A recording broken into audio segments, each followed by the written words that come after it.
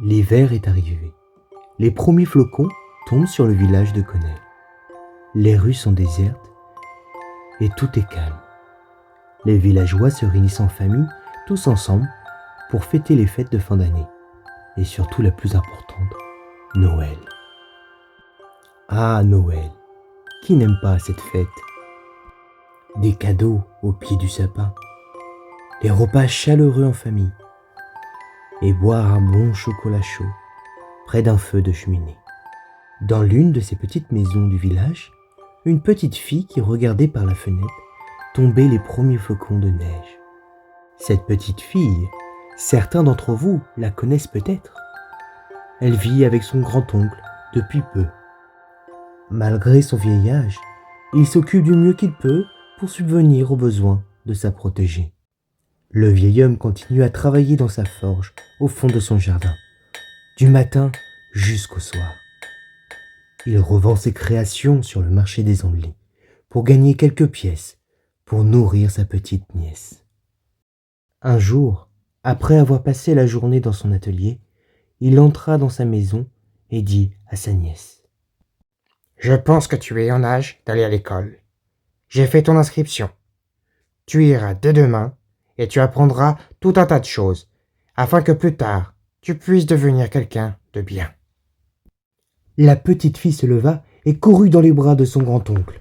« Merci, grand-oncle. » « J'ai échangé ma montre à gousset contre ce cartable. Prends-en bien soin. » »« Oh, mon oncle, la montre que vous aimiez tant, il ne fallait pas faire ça. » »« Ma petite, c'est toi qui compte. Ce n'est pas cette montre. Allez, va me faire un beau bonhomme de neige pour moi. Veux-tu? Il est temps que je prépare le souper. » Hermeline partit devant la maison et commença à faire un beau bonhomme de neige. Elle ajouta quelques accessoires pour le rendre plus réaliste. Une écharpe, des bâtons en guise de bras et une carotte pour le nez. Soudain, un bruit par-delà la limite du jardin la fit se retourner. Cela ressemblait à un bruit de clochette. Elle regarda sa maison en se demandant s'il fallait qu'elle suive le bruit ou rester en sécurité près de chez elle, dans son jardin. Mais la curiosité était plus forte que tout. Elle commença à s'avancer vers la forêt qui était à la limite du jardin. Il faisait sombre.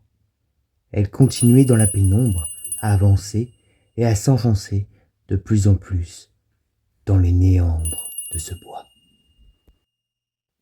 Le bruit de la clochette était de plus en plus fort.